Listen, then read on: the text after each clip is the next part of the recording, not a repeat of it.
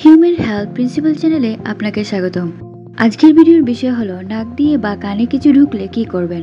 সাধারণত শিশুরা খেলার সময় কৌতূহলবশত নাক দিয়ে ছোট ছোট জিনিস যেমন পুঁতি, খেলনার অংশ বা কণা নাকে ঢুকিয়ে ফেলে।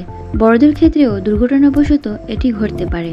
এ সময় যদি এক নাকে বস্তুটি আটকে যায় তাহলে আক্রান্ত নাকটি বন্ধ করে অন্য নাক দিয়ে নিঃশ্বাস ছাড়লে অনেক সময় আটকে থাকা বস্তুটি বের হয়ে যায়। মনে রাখতে হবে নাকের ভেতরে থাকা বস্তুটি বাইরে থেকে টেনে বা খুঁচিয়ে বের করার চেষ্টা করা যাবে না, এতে বস্তুটি আরো গভীরে চলে যেতে পারে। যদি শিশু মুখ দিয়ে নিঃশ্বাস না নিতে পারে তবে অপর পাশের নাসারন্ধ্র বন্ধ করে আক্রান্ত নাসারন্ধ্র বরাবর মুখ লাগিয়ে সরাসরি বাতাস দিতে হবে।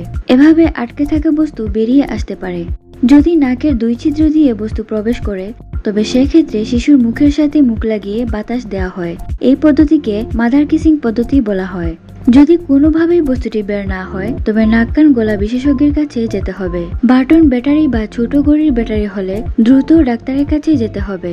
কানের ভেতরে কিছু ঢুকলে যদি বস্তুটি ছিদ্রের বাহিরের দিকে থাকে তাহলে একজন জেনারেল প্র্যাকটিশনার এর কাছে গিয়ে বের করতে হবে। যদি ওই বস্তুটি ধরার মতো না হয় তবে অবশ্যই নাক কান গলার ডাক্তারের কাছে যেতে হবে। যেহেতু কানের পর্দা খুবই কাছে থাকে তাই নিজে নিজে আনার চেষ্টা করলে কানের পর্দা ফেটে যাওয়ার সম্ভাবনা থাকে।